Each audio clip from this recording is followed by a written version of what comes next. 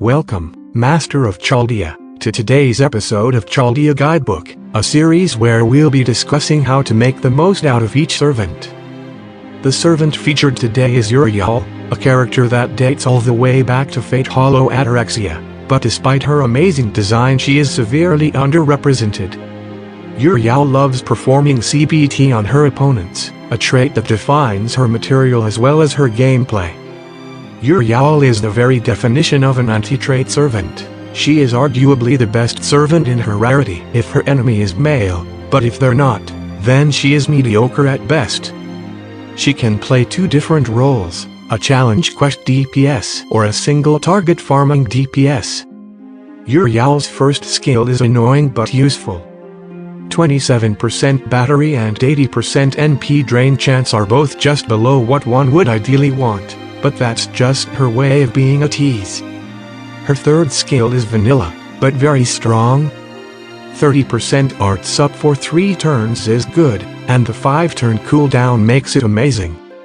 Euryale's second skill is where her true colors start to show. A guaranteed charm against males, although on a longer cooldown than usual. It's worth noting that charm, unlike stun, is a mental debuff, which is more often than not a downside. More on that later. Euryale's passives reinforce her CQ DPS role by giving her very high debuff resistance and some crit damage. Euryale's Noble Phantasm is what truly makes her special.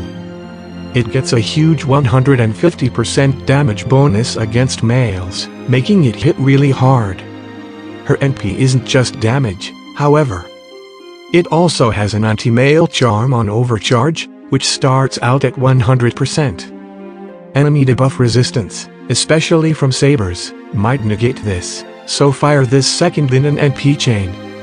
Lastly, this NP applies a 3-turn 20% attack down. Attack down stacks additively with defense up, so don't underestimate its power, especially when coupled with the Holy Shroud of Magdalene. Firstly, I will briefly mention her role as a DPS for raids. Her 27% battery, coupled with her massive NP damage against males, makes her a great servant to use if her niche applies. But what's more important is that her low party cost will allow you more flexibility with the rest of your team. The only upcoming raids that are relevant for her, however, are Siegfried and Vlad III from the Apocrypha rerun in 2022. That said, she can still farm male bosses in normal farming nodes, partly due to her battery. As for her challenge quest performance, Euryale can be used for the infamous charm lock strategy, which involves making the enemy skip all their turns through the repeated use of charm skills.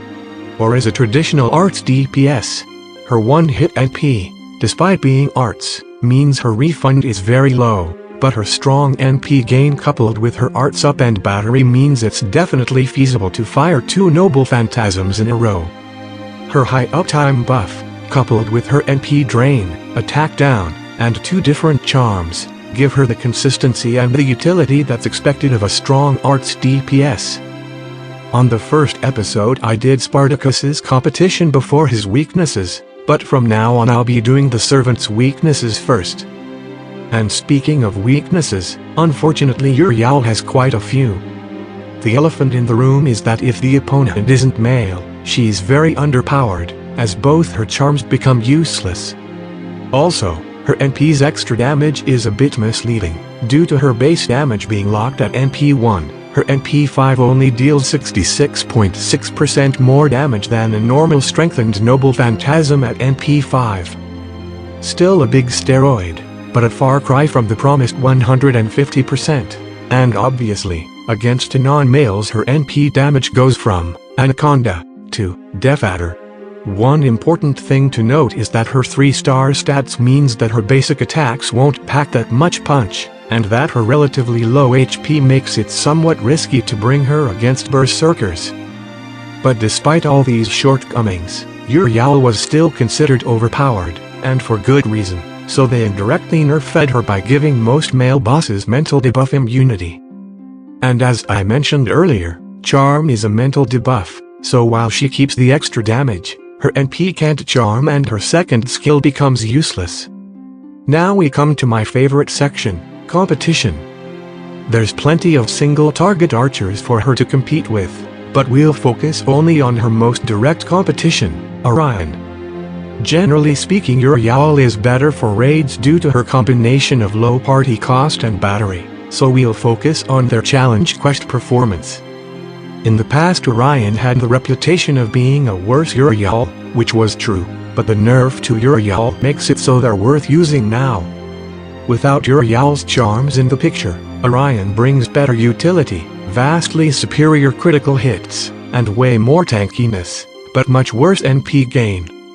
It's worth noting that Orion's buff is a one-turn special attack buff, which comes with its own advantages and disadvantages. The buff also applies to basic cards, which will already be dealing higher damage from Orion's higher attack stat and crit buff. Single-turn steroids aren't as good on Art's servants, but Orion's weaknesses somewhat cover each other as she won't be spamming her NP anyway. However, Euryale has one huge advantage over Orion, that doesn't make her completely outclassed. The best DPS CE in the game is undeniably the Black Grail, and due to how NP damage up stacks additively with special attack up but multiplicatively with extra NP damage, plus her lower base attack, means she'll be getting a tremendous NP damage boost from that CE, up to 133%, while Orion will be getting 68% more damage at best. But it's much riskier to bring that CE on Euryale, as their difference in bulk is far too great to be ignored. Also, her NP isn't reliant on a skill's cooldown for most of its damage. While this is a hard choice, I'd say that, provided the enemy has a mental debuff immunity, Orion takes the win. But I wouldn't go out of my way to roll her, as Euryale is already excellent on her own. Now that we've discussed practicalities, let's get to technicalities. For Euryale's skills, max her vampirism first, as without her battery she's harder to fit on raid teams and NP drain is a great effect. Then her Whim of the Goddess, level 10 is ideal, but if you're only using her for raids then 9 is fine. Her Siren Song goes last because you probably won't be charm locking anyone anytime soon, otherwise this would be first. For CEs, the Black Grail is by far the best option. If you don't have it or the enemy hits too hard, you can use the knockoff Black Grail, this CE nobody has, or whatever you have with damage on it. If the enemy hits really hard, the Holy Shroud of Magdalene is a CE I'm pretty sure everyone has. Most free-to-plays I know have multiple copies of it. And it's one of the few 4-star CEs that are strong. For command codes, try to increase her NP gain directly or indirectly, as well as her NP damage. As for Grails, those can be useful on her, especially because the extra HP is just as important as the extra attack on her. Bringing your Euryale to level 90 will definitely make her better than an NP1 Orion, but remember two things. The first is, her charms won't be any different, and even after the Grails she's still useless if the enemy isn't male. For raid comps, bring Waver or Scatty, plus Landling or Altera Santa, plus Tropical Summer or Ceremonial New Year. You can also use Plug Suit with Landling or Altera Santa or Sakamoto Ryoma, and when Reigns comes out you can use her with any mystic code you want. As for challenge quests, Charmlock requires 2 Euryales and a Steno, while traditional comps will want a source of hard defense and a source of healing.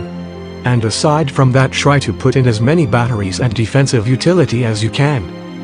Euryale is the servant who got the closest thing to a direct nerf in FGO's history. That speaks volumes about just how strong she was.